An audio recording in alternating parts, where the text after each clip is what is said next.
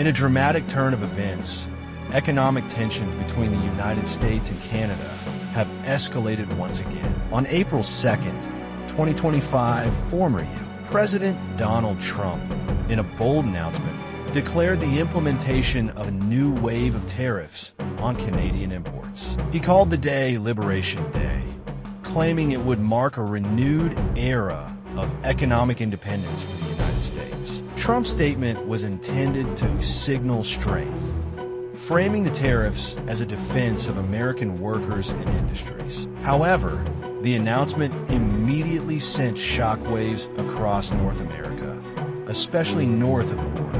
Ontario Premier Doug Ford was quick to respond, and he didn't mince his words. Ford countered Trump's declaration with a warning. President Trump calls tomorrow Liberation Day. I call it Termination Day for American employees. Ford's sharp reaction wasn't just political rhetoric. The economic ties between Canada and the EU, especially in the automotive and manufacturing sectors, run deep. Over 90% of vehicles assembled in Ontario are exported, with a vast majority heading straight to the United States. These industries depend heavily on seamless cross-border trade. Ford emphasized that tariffs would not just harm Canadians, they would backfire on Americans too. He pointed out that these protectionist measures could force U.S. companies to raise prices, slow down production, and even shut down facilities. This whole tariff nonsense is the craziest thing I've ever seen, Ford declared. It's going to hurt American workers just as much as Canadians, and the impact was felt almost immediately. In Windsor, Canada's auto manufacturing hub, a major parts plant halted operations temporarily. Over 3,500 workers were affected, their futures suddenly uncertain. With supply chains disrupted and costs spiking, similar shutdowns may ripple through the border region.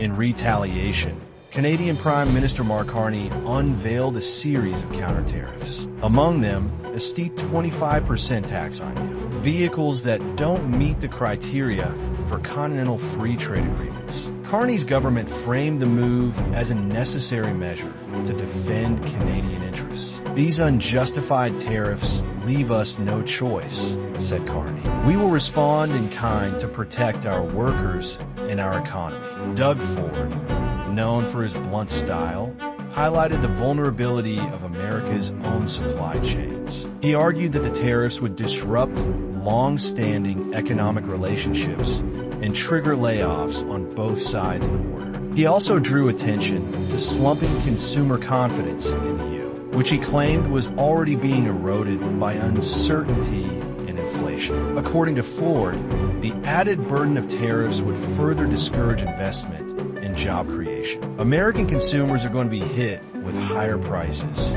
he said. American factories are going to lose contracts, and American families are going to feel the pain. The Ontario Premier, however, did offer a possible solution. Ford said that if Trump agreed to remove the new tariffs, Canada would immediately reciprocate by lifting its own. He stressed the need for cooperation rather than conflict. Experts warn that if the trade dispute continues unchecked, the impact could snowball. Higher vehicle costs, delayed shipments, job losses in border towns, and weakened competitiveness in global markets could all be long-term consequences. Only time will tell how this story unfolds. But for now, the tension at the border has never been higher, and the cost of division may be greater than either side expected.